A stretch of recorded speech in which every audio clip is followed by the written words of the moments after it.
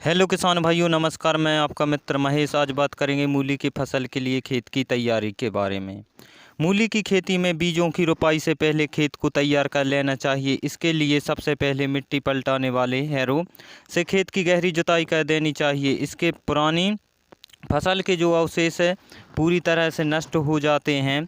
इसके बाद खेत में प्राकृतिक खाद के तौर पर पुरानी गोबर खाद का प्रति हेक्टेयर के हिसाब से देना होता है। खाद डालने के बाद कल्टीवेटर के माध्यम से 2 से 3 तेजी जुताई कर मिट्टी में खाद को अच्छी तरह से मिला दिया जाता है किसान भाइयों। इसके बाद खेत में पानी लगाकर पलेवा कर दें। इसके बाद खेत को कुछ समय के लिए ऐसे ही खुला छोड़ दें। जब खेती की मिट्टी ऊपर से सूखी दिखाई देने लगे तब मिट्टी को भुरभुरा करने के लिए रोटावेटर से खेत में जुताई करवा दें किसान भाइयों। इसके बाद खेत में पेंटा लगाकर खेत को समतल कर दिया जाता है, जिससे खेत में जल भराव जैसी समस्या नहीं होती। इसके बीजों की रोपाई मेड़ पर की जाती है, इसलिए खेत में समतल हो जाने के बाद 1 से 1.5 फीट की दूरी रखते हुए मेड़ों को तैयार कर लिया जाता है किसान भाइयों।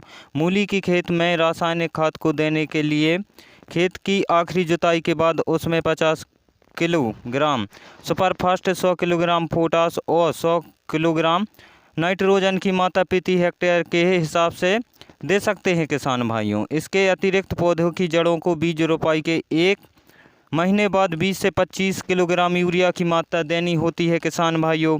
मूली के बीजों की रोपाई का सही समय और तरीका भी जान लेते हैं इस वीडियो में। मूली के बीजों की रोपाई समतल और मेड़ दोनों प्रकार की भूमि में कर सकते हैं। समतल भूमि में रोपाई करने के लिए ड्रिल विधि का इस्तेमाल किया जाता है किसान भाइयों, तथा बीजों की रोपाई के समय समय प्रत्येक बीज के मध्य 5 सेंटीमीटर की दूरी रखी जाती है। इसके अतिरिक्त यदि मूली के बीजों की रोपाई मेड़ पर हाथ द्वारा की जाती है तो प्रत्येक बीज में मध्य 5 सेंटीमीटर की दूरी अवश्य रखें। इसके अलावा कुछ किसान भाई बीजों की रोपाई छिड़काव विधि द्वारा भी करते हैं।